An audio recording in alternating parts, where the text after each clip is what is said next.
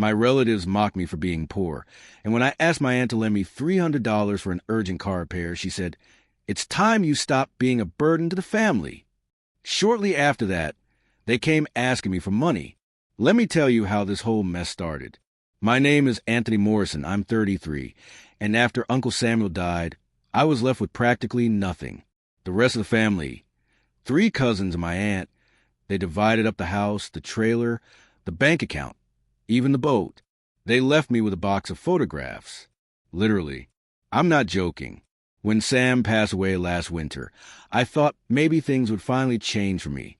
He'd been the closest thing to a father I ever had. My parents died in a crash when I was 12, and Sam took me in without thinking twice. He wasn't wealthy by any stretch, but he had this small house on the outskirts of town, a decent savings account, and this old fishing boat we'd take out every weekend during summer. But here's what I learned about family. They show their true colors when there's inheritance involved. The will reading was like watching hyenas tear apart carcass. My 3 cousins and Aunt Linda carved up everything before I even understood what was happening. Linda got the house because she was his sister and the oldest. Rick got the boat because he was the firstborn grandson. The bank account got split 3 ways between the cousins, and even Sam's beat-up pickup truck went to my youngest cousin Mike. What did I get? A cardboard box filled with old photographs and some fishing magazines. I'm dead serious. Linda handed it to me with this fake sympathetic smile and told me it was what Sam would have wanted me to have. The memories, she called them. You can't eat memories, and you definitely can't pay rent with them. So there I was, 33 years old, living in a converted storage room above Henderson's auto repair shop.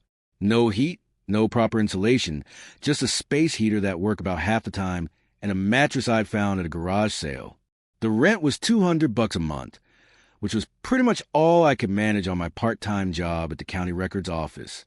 My job was about as thrilling as it sounds. I spent my days scanning old property documents, sorting through decades of paperwork, and digitizing records that probably nobody would ever look at again. The pay was terrible, $12 an hour, no benefits, no future prospects. But hey, at least it kept a roof over my head, right? Even if that roof leaked when it rained hard. The worst part wasn't even the money situation. It was the family gatherings. Every holiday, every birthday, every excuse to get together. And I'd sit there watching my cousins talk about their new cars, their vacation plans, their kids' college funds. Meanwhile, I'm rotating between the same 3 shirts I've had for months, pretending I'm not hungry because I spent my last 20 on gas to get there. And they never let me forget where I stood in the family hierarchy. Rick would crack jokes about how I was living like some college dropout at 33. He'd make comments about how maybe I should get a real job instead of playing with old papers all day. Mike would ask if I needed help finding something with actual career potential, like working at the records office was just a hobby I hadn't grown out of yet. Linda was the worst, though. She'd always look at me with this pitying expression, like I was a stray dog she felt sorry for but wouldn't actually help. She'd make these passive-aggressive comments about how I needed to learn responsibility and stop expecting handouts. This coming from a woman who inherited a house and $20,000. The breaking point came in February when my car decided to give up on life. My 2003 Honda Civic, which had more miles on it than a cross-country trucker, finally threw in the towel. The transmission went out right in the middle of downtown during rush hour, and I had to get it towed to Henderson's shop. $300 for a rebuild, which might as well have been $3 million for all the good it did me. I had exactly $47 in my checking account, and my next paycheck wasn't for another week. Even then, it would barely cover rent and groceries. I was looking at having to walk to work for months, maybe take the bus if I could scrape together the fare money. I swallowed what was left of my pride and called Aunt Linda. She was Sam's sister, after all, and she'd inherited his house plus a good chunk of his savings. $300 was pocket change to her. She'd spent more than that on new curtains for her living room the month before. I'd seen the receipt on her kitchen counter during Christmas dinner. The conversation still makes my stomach turn when I think about it. I explained the situation, told her I'd pay her back within 2 months, even offered to do yard work or help with repairs around her house. I was practically begging, and I'm not too proud to admit it. I needed that car to keep my job, and I needed my job to survive. Her response? She laughed.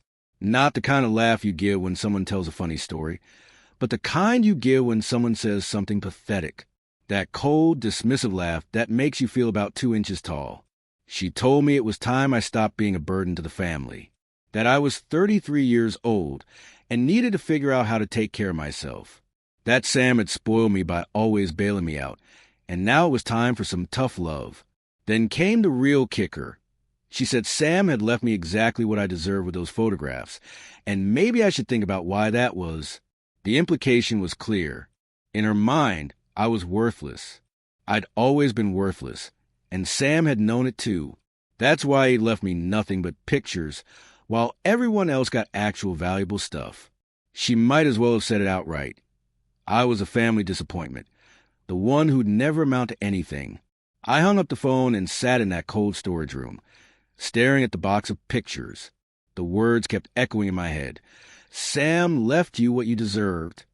After that conversation, I couldn't sleep. My mind kept racing with the same thoughts over and over. Why do they think I'm worthless? And why should I just accept that? The next few days were rough. I had to take the bus to work, which meant leaving an hour earlier and getting home an hour later.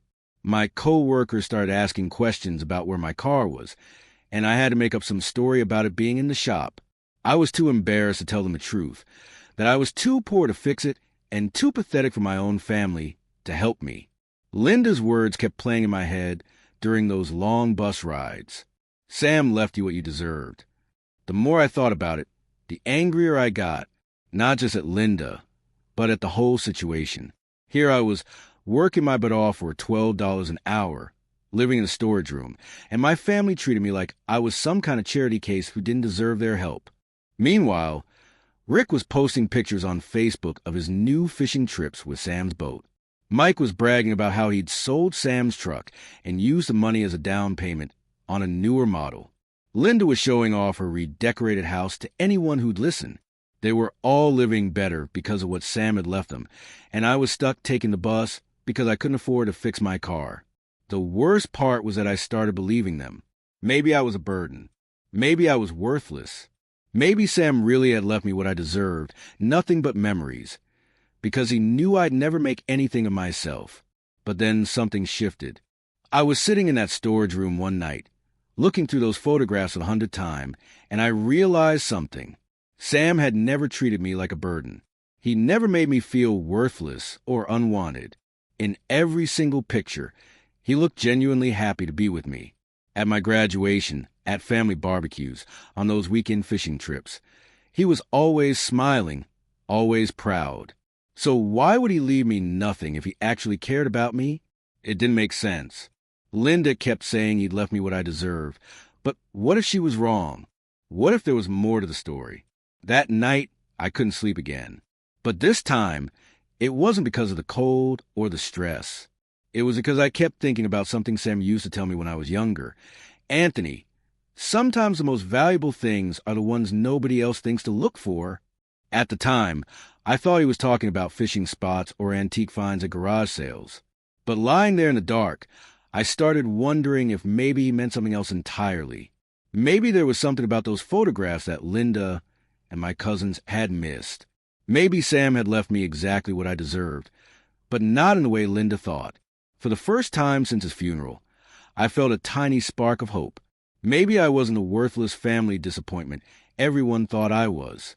Maybe it was time to stop accepting their version of who I was supposed to be. A few weeks after that humiliating phone call with Linda, I was still taking the bus to work every day. My boss at the county records office had been piling more work on me, probably because he knew I couldn't afford to quit. The latest assignment was going through an old safe full of yellowed files that had been waiting for digitization for over 40 years. Most of this stuff was mind-numbingly boring. Property transfers from a Carter administration, building permits for houses that had probably been torn down decades ago, zoning applications that nobody cared about anymore. But it was work, and work meant I could keep paying rent on my storage room. I'd been working through these files for about a week when I came across a folder with inventory number 048, K 1978. Inside was a map with a marked plot of land, almost 2.4 acres near Hampton Roads. The area looked familiar, somewhere I'd driven past 100 times but never really paid attention to. What caught my eye was the owner's name in the corner, Samuel T. Morrison. That was my uncle's name. My hand started shaking as I held the document. This had to be some kind of mistake, right? If Sam had owned land, it would have been mentioned in his will. Linda would have known about it. The lawyers would have found it when they were settling his estate. I immediately pulled up the current property records on my computer. The plot was still there, marked on the digital map in the same location. But in the owner field, it just said, owner unknown. No current deed on file, no tax records, nothing. It was like the land existed in some kind of legal limbo. My first thought was that maybe Sam had sold it years ago and just kept the old paperwork for sentimental reasons. But as I dug deeper into the records, I found something weird. The land had been purchased by Samuel T. Morrison in 1978 for $12,000.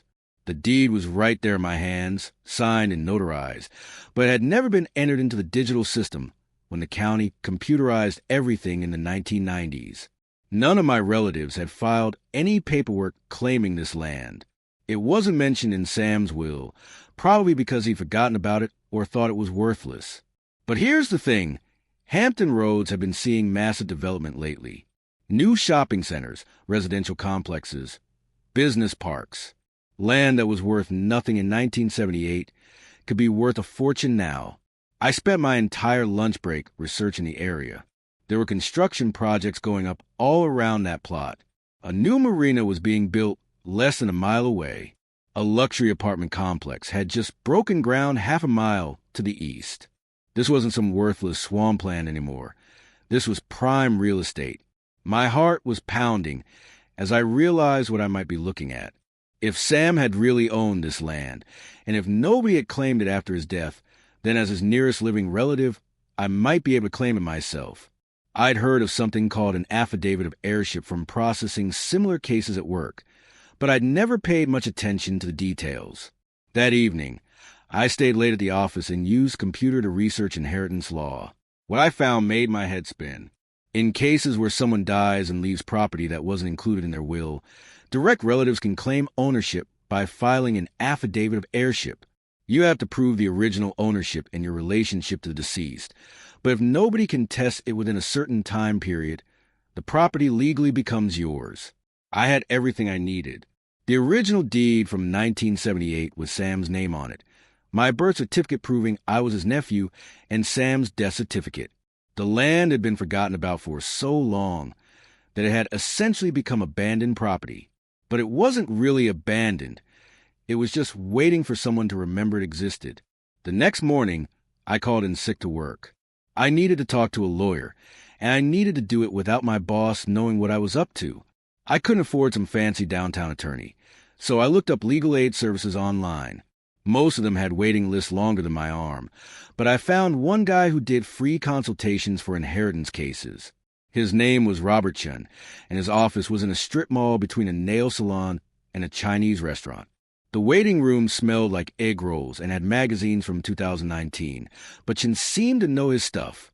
I showed him the deed and explained the situation, trying to keep my voice steady. He looked over the documents for what felt like hours, occasionally pulling out law books and checking references. Finally, he leaned back in his chair and nodded. The land had never been properly transferred into the digital system when the county computerized their records. Sam had bought it and held the deed, but after his death, nobody had claimed it because nobody knew it existed. Since it wasn't mentioned in his will, it was essentially unclaimed property that I could legally inherit. Chin explained that I could file an affidavit of heirship with the county, along with Sam's death certificate and proof of our relationship.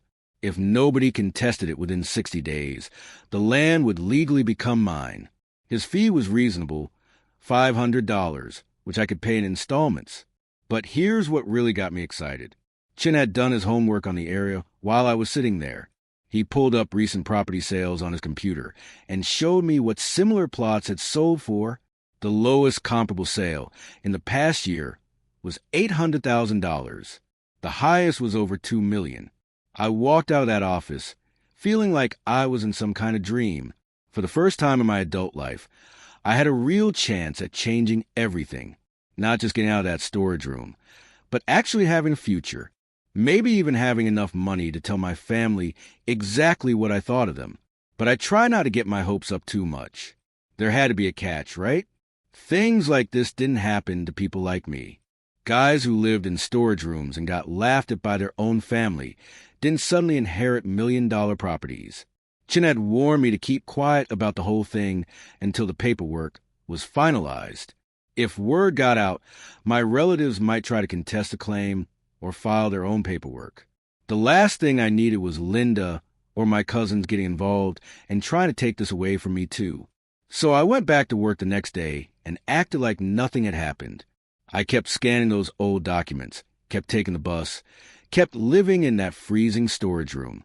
But inside, I was counting down the days until I could file that affidavit of heirship. The hardest part was acting normal around my family. Linda called a few days later to invite me to Rick's birthday party, probably just so she could feel good about herself for including the poor relative. I almost laughed when she mentioned that Rick had been bragging about how much money he'd made selling fish he caught with Sam's boat. I showed up to the party with a cheap bottle of wine and sat in the corner while everyone else talked about their jobs, their vacations, their kids' achievements. Mike made some joke about how I should get a real job so I could afford to fix my car. Linda made her usual concerned face and asked if I was eating enough. But this time, their words bounced right off me. I just smiled and nodded and thought about that deed sitting in my desk drawer at home. In a few weeks, I'd have something none of them could take away from me, something that would change everything. As I was leaving the party, Linda walked me to the door and gave me that pitying look again. She said she hoped I'd learned something from the car situation, and that maybe next time I'd be more prepared for life's unexpected expenses. I told her I'd definitely learned something, and that I'd be much better prepared for the future. She had no idea how right I was about that. 2 weeks after Rick's birthday party, I was ready to file the paperwork. Chin prepared everything perfectly. The affidavit of heirship, Sam's death certificate, the original deed from the archive, and documents proving our family relationship. I took a personal day from work and went to the county courthouse, feeling like I was about to jump off a cliff. The clerk at the probate office was this older woman who looked like she'd been processing paperwork since the Roosevelt administration. She barely glanced at me as I handed over the documents, just stamped everything and told me it would be 60 days before the claim was approved if nobody contested it. 60 days. That's how long I had to wait to find out if my life was about to change forever, or if this was all just some cruel joke the universe was playing on me. The clerk explained that they'd publish a notice in the local newspaper for anyone who might want to challenge the claim, but Chin had assured me that nobody reads those legal notices anyway. I walked out of the courthouse and sat in my car for 20 minutes, just staring at the receipt for the filing fee. $45 that I could barely afford, but it might be the best money I'd ever spent. Or it might be $45 down the drain if this whole thing fell apart. The next 2 months were the longest of my life. I went to work every day, came home to my storage room, and tried to act like nothing had changed. But inside, I was going crazy. Every time the phone rang, I thought it might be the courthouse calling to tell me someone had contested the claim. Every time I saw my family, I wondered if they'd somehow found out what I was up to. The worst part was that I started having dreams about what I'd do with the money if this actually worked. I'd fantasize about buying a real house, maybe getting a new car, telling my boss exactly what I thought of my $12 an hour job. Then I'd wake up in that freezing storage room and remember that it might all be wishful thinking. About halfway through the waiting period, something interesting started happening at work. My boss mentioned that there was a lot of construction activity near Hampton Roads, and that several companies were buying up land for development projects. One company in particular, Maritech Properties, was apparently paying top dollar for waterfront property. I tried to act casual when I asked about it, but my heart was racing. If Maritech was buying land in that area, they might be interested in Sam's plot too. That is, if it actually became my plot in a few weeks. I started doing research on Maritech during my lunch breaks. They were a big development company out of Virginia Beach, specializing in luxury residential and commercial projects. Their latest development was a massive waterfront complex with condos, retail space, and a marina. According to their website, they were always looking for strategic parcels to expand their projects. The more I learned about them, the more excited I got. This wasn't some small-time developer who might lowball me. This was a major company with serious money, and they were actively buying land in exactly the area where Sam's property was located. Finally, after what felt like the longest 2 months of my life, I got the call. The clerk from the probate office told me that no one had contested the claim, and that the notary had approved the transfer of ownership. The land was officially mine. I had to sit down when she said it. After 33 years of being treated like the family failure, I suddenly owned 2.4 acres of prime real estate. The deed would be ready for pickup the next day, and I'd be the legal owner of property that was potentially worth millions. I called Chin immediately, and he was almost as excited as I was. He'd been monitoring property sales in the area, and values had gone up even more in the past 2 months. He suggested that I get the property appraised as soon as possible and maybe reach out to some of the development companies that were active in the area. That night, I couldn't sleep, not because of the cold this time, but because I kept thinking about how much my life was about to change.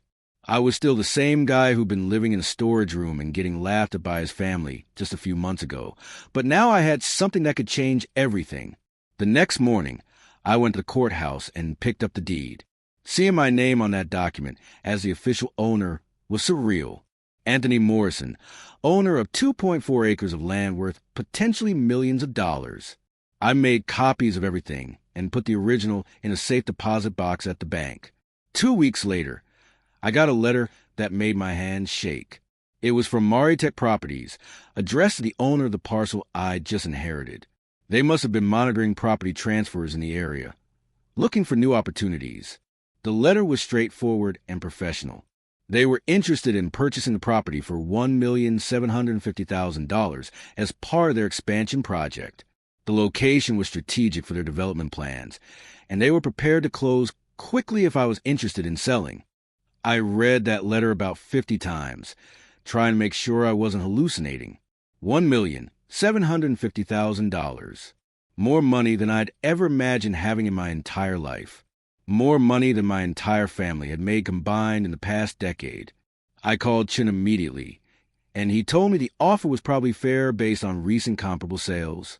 He suggested I get an independent appraisal to make sure, but Maritech was a reputable company, and they wouldn't lowball me if they wanted to maintain their reputation.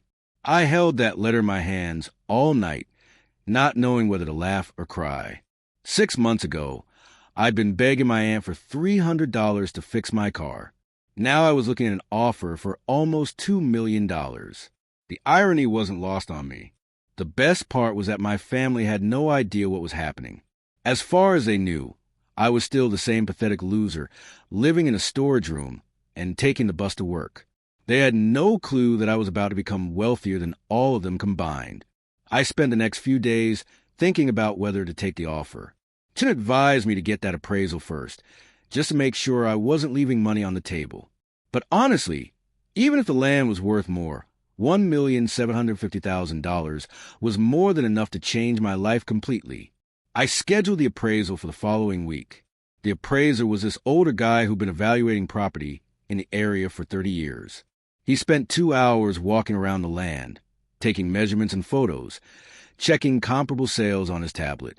When he was done, he told me that Maritech's offer was actually quite reasonable. Similar properties in the area had sold for between $1.5 million and $2.2 million in the past year, so $1.75 million was right in the middle of that range.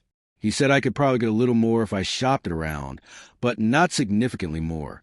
That night, I made my decision. I was going to take Maritech's offer. I didn't want to get greedy and risk losing the deal, and honestly, $1.75 million was more money than I could spend in a lifetime. I called Chun and told him to contact Maritech and accept their offer. Within a week, we had a purchase agreement. Maritech wanted to close within 30 days, which was fine by me. I was ready to get this done and move on with my new life. The only question was whether I should tell my family what was happening, or let them find out after the fact. I decided to wait until after the closing. Let them think I was still the same pathetic loser for a few more weeks. The looks on their faces when they found out would be worth the wait. The closing went smoothly. I signed about 100 pages of documents, and then she handed me a cashier's check for $1,750,000.